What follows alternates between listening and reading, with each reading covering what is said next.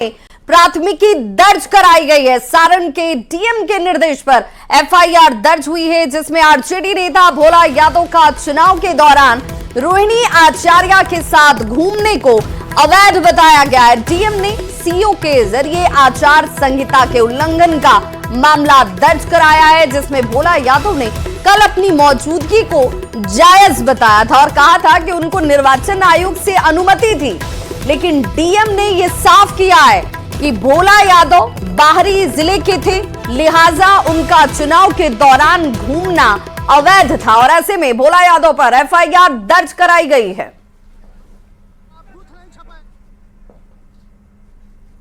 निर्वाचित पदाधिकारी के द्वारा पास जारी किया जाता है घूमने के लिए। उम्मीदवार हमारी रोहिणी आचार्य जी के साथ हमारा और 2 अन्य लोगों का, कुल 4 लोगों का पास जारी हुआ था और उसी पास के तहत हम लोग घूम रहे थे। हम लोगों का काम सिर्फ इतना था, जो अपने कार्यकर्ताओं को हालचाल लेना, बूथ पर कितना पोल हुआ उसकी जानकारी लेना। उसमें जो हम लोगों ने जो सीओ के द्वारा जो एफआईआर किया गया है वो मॉडल कोड का वायलेशन के आधार पे हम लोगों ने दर्ज किया है। इसमें जो भोला यादव जी का है वो स्टार प्रचारक है, ठीक है। हम लोगों ने प्रथम दृष्टया जो देखा है उसमें जो है कि स्टार प्रचारक है और जो हम लोग प्रथम दृष्टया इंफॉर्मेशन मिला है कि यहाँ के वोटर नहीं है, तो उनका जो है वो 18 तारीख के बाद ही वो घूम नहीं सकते थे, इसलिए वो चूंकि वो घूमे इसलिए हम लोगों ने उनको दर्ज।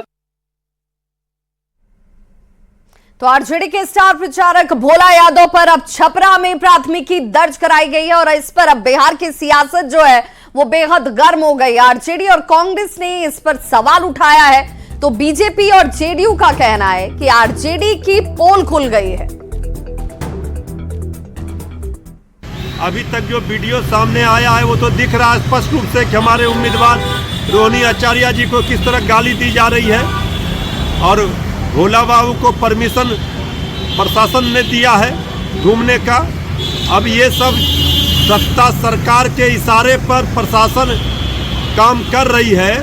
चुनाव के समय जब आदर्श आचार संहिता लग जाती है तो यह हर किसी का दायित्व है कि इसका पालन हो सके।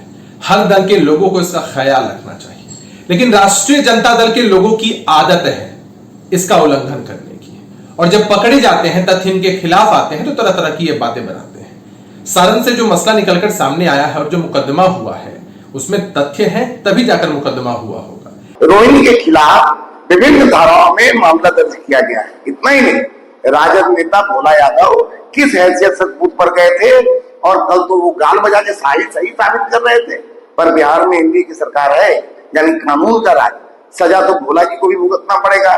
अब यह साफ हो चुका है कि राजद के नेता और कार्यकर्ता बिहार में अराजकता का माहौल बनाना चाहते हैं। चुनाव आयोग ने जिस तरह से प्राथमिकता दर्ज कराई है, शायद इसी तत्परता से इंडिया ब्लॉक के लोगों ने जब कंप्लेन किया था भारतीय जनता पार्टी और उनके नेता पे कि हेट स्पीच दे रहे हैं, माहौल बिगाड़ रहे हैं, तब तो चुनाव आयोग ने इस तरह से इतनी तत्परता से संज्ञान नहीं ली। राजद और राजद के नेता झूठ का पुलिंदा है। जब हम सब कह रहे थे कि छपरा में हिंसा भड़काने में रोहिणी आचार्य उनके सहयोगी भोला यादव जो कि स्टार कैंपेनर है, राजद का हाथ है, तो भोला यादव जी आके कह रहे थे कि नहीं हमारे पास परमिशन था, हम सबको इलेक्शन मैनुअल पढ़ना चाहिए। भाई आज क्या हो गया, आपके खिलाफ में प्राथमिकी दर्ज हुई है क्योंकि आपके पास परमिशन नहीं था घूमने का। तो छपरा चुनावी हिंसा के मामले में अब तक 7